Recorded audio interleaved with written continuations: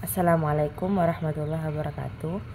Saya Fadilatul Mafruhah. Di sini saya akan menjelaskan tentang riddah dan sanksi hukumannya dalam perspektif hukum Islam. Istilah riddah merujuk pada tindakan meninggalkan Islam untuk beralih pada kekafiran. Seiring waktu, pengertiannya meluas mencakup berbagai perbuatan yang menolak ajaran Islam, melecehkan Allah dan Rasul-Nya, bahkan pandangan-pandangan yang bersifat keras terhadap Islam. Kemurtadan dapat terjadi melalui berbagai bentuk seperti mengucapkan perkataan yang mengarah pada kekafiran, merendahkan atau mempermainkan agama, menentang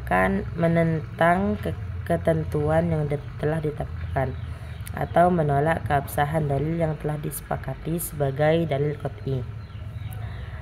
Menurut Al-Mawardi, riddah merupakan individu yang meninggalkan agama Islam baik sebagai kelompok dengan status keislaman yang telah pasti maupun mereka yang terlahir dalam keadaan Islam atau yang sebelumnya menganut agama lain kemudian masuk Islam. Unsur-unsur riddah yang pertama yaitu unsur jarimah murtad. Proses terjadinya unsur ini melalui 3 cara, yaitu dengan tindakan, dengan ucapan, dan dengan keyakinan. Dengan tindakan contohnya seperti menganggap bahwa perbuatan seperti zina, mengkonsumsi khamr, dan membunuh adalah halal tanpa landasan penakwilan yang sahih berdasarkan pemahaman mendalam terhadap dalil-dalil Al-Quran dan hadis. Kemudian unsur yang kedua yaitu melawan hukum.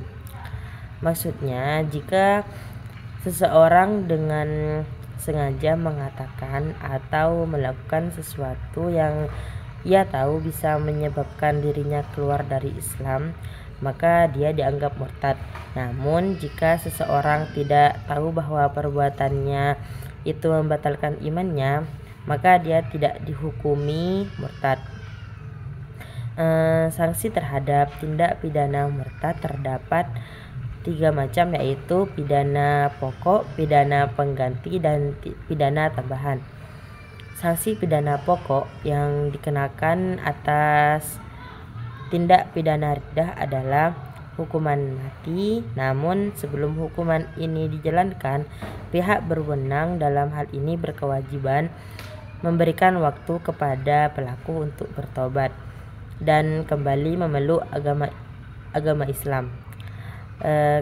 Pidana pengganti dijatuhkan kepada pelaku riddah apabila pelaksanaan sanksi pidana pokok tidak memungkinkan, khususnya jika pelaku telah menyatakan taubat. Dalam hal ini hukuman pengganti berupa takzir ditetapkan oleh penguasa sesuai kebijaksanaannya, seperti hukuman cambuk, pembayaran denda, atau tindakan yang bersifat mencela kehormatan. Kemudian sedangkan sanksi tambahan dikenakan kepada pelaku riddah yang mencakup perampasan harta atau pencabutan hak untuk mengelola kekayaannya.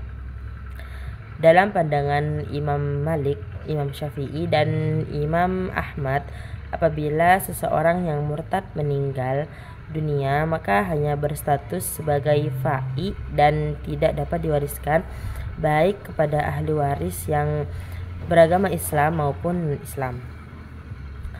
Sementara Imam Abu Hanifah memiliki pandangan yang berbeda, yaitu jika harta tersebut diperoleh sewaktu pelaku masih beragama Islam, maka harta itu tetap dapat diwariskan kepada ahli waris yang muslim. Namun apabila kekayaannya itu diperoleh setelah ia murtad, maka harta tersebut menjadi milik negara dan dikelola oleh pemerintah. Mungkin hanya itu saja yang dapat saya sampaikan. Kurang dan lebihnya saya mohon maaf. Wassalamualaikum warahmatullahi wabarakatuh.